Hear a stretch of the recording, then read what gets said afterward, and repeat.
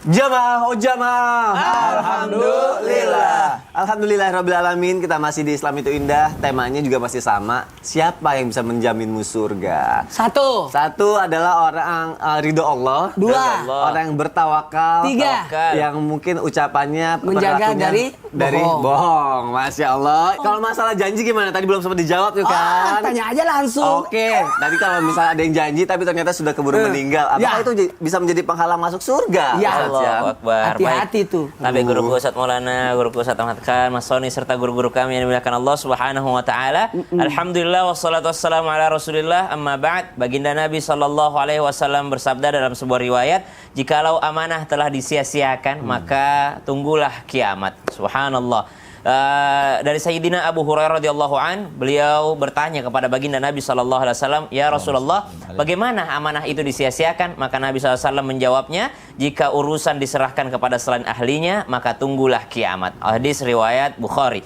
Maka subhanallah, kalau kita mengatakan atau membahas tentang amanah, amanah ini juga adalah salah satu jalan menuju surga. Karena dalam Al-Qur'an disebutkan ba'da an aqula a'udzubillahi minasyaitonir rajim, وَالَّذِينَ هُمْ لِأَمَانَاتِهِمْ وَعَهْدِهِمْ رَاعُونَ وَالَّذِينَ هُمْ عَلَى صَلَوَاتِهِمْ يُحَافِظُونَ أُولَئِكَ هُمُ الْوَارِثُونَ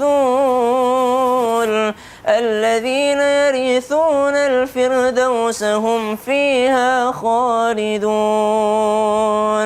Dalam surah Al-Mu'minun disebutkan tentang Jannatul Firdaus. Alladzina yarithunal firdaus, mereka orang-orang yang mewarisi surga Firdaus. Maka orang paling rugilah orang yang tidak kembali ke Jannatul Firdaus. Karena sebenarnya kalau disebutkan warisan, berarti memang kita sudah punya kapling di sana. Tinggal bagaimana kita mau ngambil warisan ini, subhanallah. Maka salah satu syaratnya walladzina hum li amanatihim wa ahdihim raun. Dan orang-orang yang menjaga amanah ini, kita mesti menjaga amanah. Kalau dikatakan tadi tentang janji, subhanallah, Nabi SAW mengingatkan bagi orang-orang agar menjauhi sifat atau ciri-ciri kemunafikan. Apa salah satu ciri kemunafikan? Ciri kemunafikan adalah apabila dia berjanji, maka dia mengingkari janjinya. Dan sangat berhubungan dengan apa yang dibahas dari guru kita tadi Ustaz Ahmad Khan tentang bahaya daripada kebohongan. Kebohongan karena di antara kebohongan ada lagi janji yang tidak ditepati. Maka ini bisa menjadi penghalang seseorang masuk surga. Maka Nabi SAW mengingatkan kepada kita agar menjaga yakni daripada lisan kita.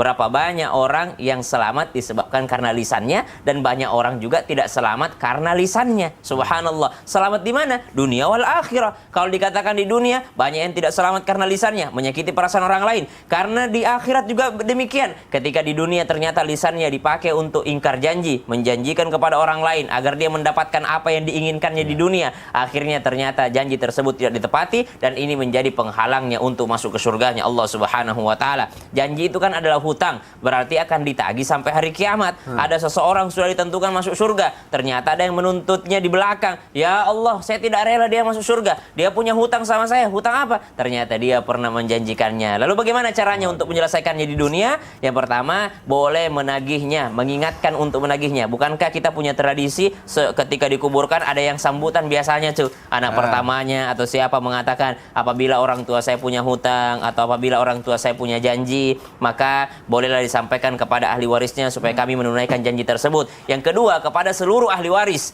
yang sayang sama orang tuanya, maka apa yang pernah dijanjikan oleh orang tua kita, mari kita tunaikan sama-sama sebagai ahli warisnya. Jangan cuma berebut warisan hartanya saja, tapi berebut juga warisan janjinya. Mungkin dia pernah janji mau bangun yayasan atau sumbang apa, maka diselesaikan hal tersebut, karena bisa menghalangi orang tua kita mendapatkan ridhonya Allah Subhanahu wa taala. Wallahu taala a'lam. Jangan sembarang janji kalau belum bisa menepati. Aduh, bahaya banget ternyata. Ternyata seperti Ustaz yang bilang, cari aman aja deh. Selain kebohongan ada janji yang harus ditepati. Wih, kayak judul sinetron tuh ya. Masya Allah. Terima kasih Ustaz Syam untuk penjelasannya. Ya ampun. Apa? Jadi lu paham kan? Udah. Hati-hati menjanji, jangan sampai yang menjanji meninggal dunia. Iya, nanti jadi hutang itu. Aduh, jadi susah masuk surganya nanti ya. Kan kita berusaha untuk masuk surga, kan kata tadi Ustaz sudah ada kaplingnya. Ya. Insyaallah. Kalau misalnya dari sisi orang tua bisa jadi ini menjamin masuk surga. Karena kan ada yang bilang juga, surga kan telapak kaki ibu, gitu kan. Tapi ada juga kalau misalnya masalah si orang tua tidak mengakui anaknya, berarti anaknya nggak bisa masuk surga. Oh, ini. Dua kaitan yang harus kita bahas. Nah, gimana berkaitan Ustaz, dengan orang yang dijamin masuk surga karena Iya, orang tua, iya. tapi ada yang tertolak masuk surga gara-gara Orang tuanya tidak orang tua juga mengakui. tidak mau, ya tidak ridho. Iya, aduh. Aduh. Mohon Kita bahas ya. penjelasannya, Ustadz. Iya. Buat semua jamaah yang dimuliakan oleh Allah, yang lagi nonton sama orang tuanya, yuk, senanglah. Karena ternyata ada dua pintu surga yang ada di dunia ini, yang Allah siapkan buat kita. Siapa itu? Ayah dan ibu. Maka ridho Allah fi ridal walidain sutullah sutul walidain. Maka raihlah ridho Allah yang tadi sudah dibahas oleh Sasam untuk mendapatkan ridho Allah supaya bisa masuk surga kan? Nah sementara orang tua adalah pintu surga buat anak-anaknya. Dan berkata tadi Mas Sony, gimana dengan yang tidak diakui? Atau dalam hal ini orang tuanya murka? Kita bahas sesaat lagi. Karena ini berkaitan dengan ini tadi yang dibahas, al-jannatu tahta ummati, surga itu berada di bawah telapak kaki ibu. Mohon maaf, surga aja itu mohon maaf lebih mulia ibu daripada surga. Bukankah pintu-pintu surga itu diantaranya duha, tahajud, saum, sedekah, jihad, kemudian al-adi. Pintu berikutnya ada haji, saum. Ternyata ada lagi pintu yang namanya pintu birrul walidain. Pintu surga lewat jalur orang tua, di mana pintu surga ini paling tengah. Kalau dikatakan tengah dan paling besar adalah pintu birrul walidain, maka jalur masuk surga lewat jalur orang tua. Lewat jalur orang tua. Dan paling besar, paling mudah didapat, mudah dilihat adalah jalur orang tua. Maka beruntunglah orang-orang yang masih hidup orang tuanya. Beruntunglah yang masih hidup orang tuanya. Engkau masih mendapatkan ridhonya kepada semua anak-anak nih. Ya. Tadi dikatakan Mas Sony, gimana dengan yang tidak diakui? Ya. Nah, ada dua yang tidak akan mencium baunya surga. Siapa itu? Adalah istri yang belum dimaafkan oleh suaminya. Yang kedua, yang tidak akan mencium baunya surga adalah anak yang durhaka sama orang tua. Ingat, mencium baunya surga 500 tahun sebelum jaraknya dari pintu surga ke tempatnya itu 500 tahun sudah dicium baunya. Makanya ini peluang banget. Maka kata Nabi, celakalah. Amin, amin, amin. Nabi berkata amin 3 kali di saat Nabi khutbah di Jumat terakhir bulan Ramadan. Ada mengatakan itu adalah khutbah Idul Fitri, ada mengatakan pokoknya Rasulullah mengungkapkan ini ketika itu ada malaikat Jibril berkata amin amin amin. Siapa itu? Barang siapa yang mendapati bulan suci Ramadan belum diampuni karena bulan Ramadan penghapus dosa. Dan barang siapa yang ada orang tuanya hidup atau salah satu di antara keduanya masih hidup dan dia tidak mengambil peluang itu masuk surga disebabkan orang tuanya, maka masukkan dia ke dalam neraka. Jadi peluang-peluang inilah sebenarnya kita bisa masuk surga lewat jalur orang tua. Lewat jalur orang tua. Wahai anak-anakku, ayo dekatlah sama orang tua. Aku udah jauh karena aku kuliah tempat lain. Kan masih bisa. Teleponan. Dan kalau nanti kalau pulang kampung liburan, ya Allah, kalau liburan ya bersama orang tua lah. Mumpung dia pulang yang ada keluyuran dan sebagainya. Harusnya peluang-peluang inilah yang menyebabkan kita masuk surga. Ditanya, apa yang menyebabkan kamu masuk surga? Jalur orang tua. Masya Allah. Jangan sampai orang tua masih hidup kita malah menghilangkan peluang itu ya. Iya peluang, Sony. Ada peluang surganya tuh. Iya, Masya Allah. Mama nonton? Mama nonton nanti Ayo, insya Allah. siapa dong? Kasih tahu. Siapa? Mama, halo Mama, semoga Mama sehat, sembuh penyakitnya, Amin. panjang umurnya berkah, amin ya Allah. Amin. Doain ya Ma. Iya. Iya. Kita butuh. Masya Allah, terima kasih Ustaz Maulana untuk penjelasannya. Yaudah deh, kita masuk yuk ke segmen Tanya Dong Ustadz. Kami semua tanya dong Ustadz. Masya Allah, tabarakallah. Ada pertanyaan dari siapa ya? Ini deh, dari Instagram hamba Allah. Tarik Nih. napas dulu. Ayo, Biar lega. lanjut.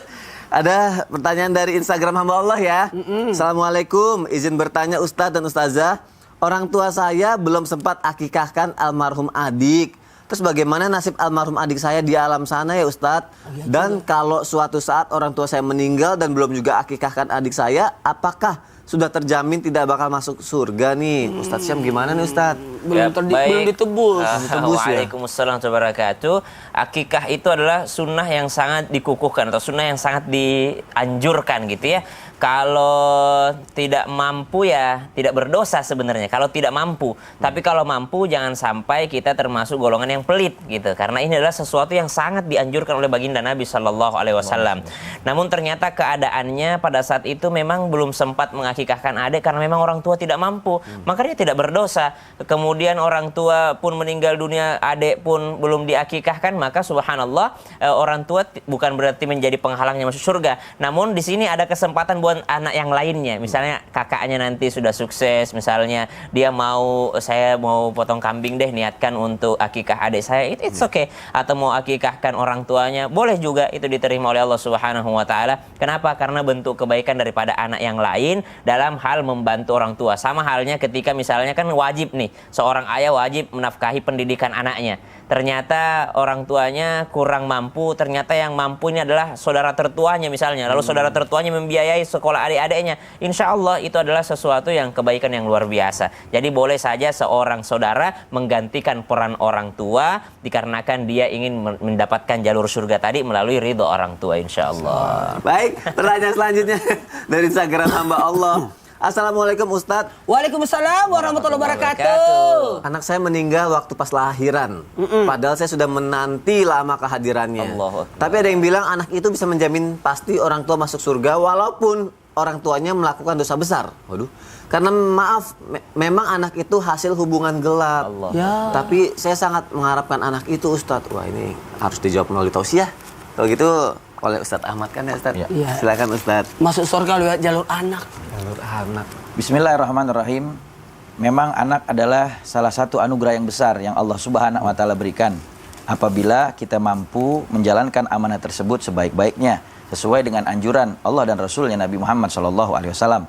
Akan tetapi seorang anak itu juga bisa menjadi penyebab kedua orang tuanya masuk ke dalam nerakanya Allah Subhanahu wa taala apabila kedua orang tuanya tidak mendidik anaknya dan mengenalkan kepada Allah serta Rasulnya Nabi Muhammad SAW. Di dalam satu perkataan Al-Imam Syafi'i rahimahullah taala beliau mengatakan, "Kam min tufulin yurtajatu la umurihim wa qad qubidat arwahum yaumal wiladati."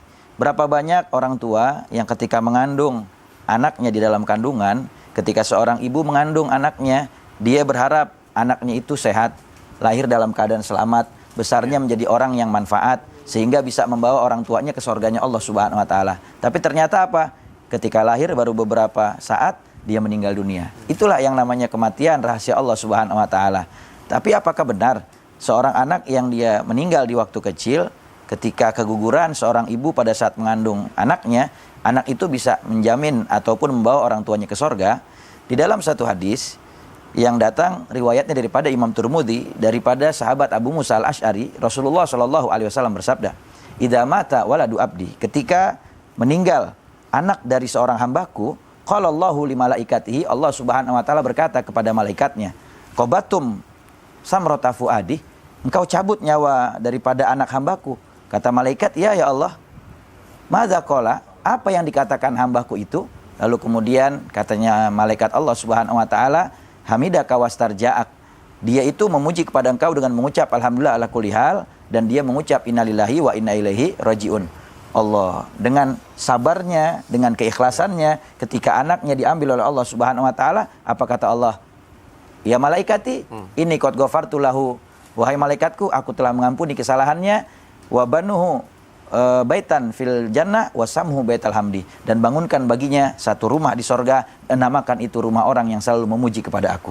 Jadi ketika orang tua punya anak keguguran masih kecil, usia belum balik, lalu kemudian dia sabar, dia ikhlas, maka itu bisa menjadikan salah satu petunjuk dan juga pembimbing orang tuanya untuk masuk ke surganya Allah. Bahkan bukan cuman masuk ke surga, tapi dibangunkan istana di surga oleh Allah Subhanahu wa taala. Istana di surga oleh Allah Subhanahu wa taala. Maka bersabar dan bersyukur, dan yang paling penting jangan putus asa, coba bikin terus. Insya Allah nanti Allah karuniakan anak. Masya Allah, terima kasih Ustadz Ahmad Khan untuk penjelasannya. Semoga Tapi ada terjawab nggak ya jamaah ya. batasan usia anak? Batasan usia anak sebelum usia balik. Sebelum usia sebelum usia balik. Jadi kalau sudah balik yang nggak termasuk ya. Nggak termasuk. Bahkan Tapi bagaimana tadi yang ditanyakan tadi? Yang di luar nikah? Hubungan kalau anak hasil luar nikah, maka ada beberapa ketentuan yang harus diperhatikan. Ya, di antaranya yang pertama adalah nanti ketika anak itu lahir, maka kalau dia anak laki-laki, maka dia nggak berhak dapat waris dari orang tuanya. Kalau dia anak perempuan, maka ayahnya tersebut yang melakukan persetubuhan dengan ibunya itu tidak boleh menjadi walinya. Kalau dia anak laki-laki lalu kemudian nanti mempunyai anak lagi, anaknya perempuan, maka nggak boleh menjadi wali buat adik perempuannya karena nanam saham sebelum hari H. Lalu kemudian permasalahan yang harus kalau meninggal. Ya. Kalau dikatakan tadi bagaimana kalau seorang anak ini dia adalah dari hasil perzinahan, Kemudian dia meninggal. maka anaknya tidak berdosa. Yang berdosa adalah perbuatan orang tuanya. Tapi apakah bisa jadi peluang buat orang tuanya untuk dapat Bisa. Bisa. Kenapa? Bisa. Karena dia adalah seorang anak yang suci. Setiap anak itu dilahirkan dalam keadaan suci, tinggal bagaimana orang tuanya. Oh, orang tuanya juga tetap harus tobat atau Betul. Tobat berbuat dulu baik ya. gitu ya. Oh, ya ampun. Aku sekarang mau nanya. Apalagi? Habis kan mengenai surga, kan siapa sih yang nggak pengen masuk surga? Ya. Emang benar ya katanya Nabi Muhammad itu Allahumma shalli ala sayyidina. bisa menjamin kita masuk surga gitu. Terus bahkan nabi-nabi yang lain tuh nanti masuk surga melalui jalur Nabi Muhammad atau gimana sih maksudnya? Aku bingung deh untuk yang itu. Penasaran ya? Nggak penasaran, Ada kaget. hal yang menyebabkan kita masuk surga lewat jalur Rasulullah sallallahu alaihi wasallam. Allahumma shalli ala sayyidina Muhammad wa ala sayyidina Muhammad. Makanya jangan pindah-pindah channel. Tetap di Islam Tindak karena kita lagi bahas tentang surga. Jamaah, oh jamaah. Alhamdulillah. Mau. Mau.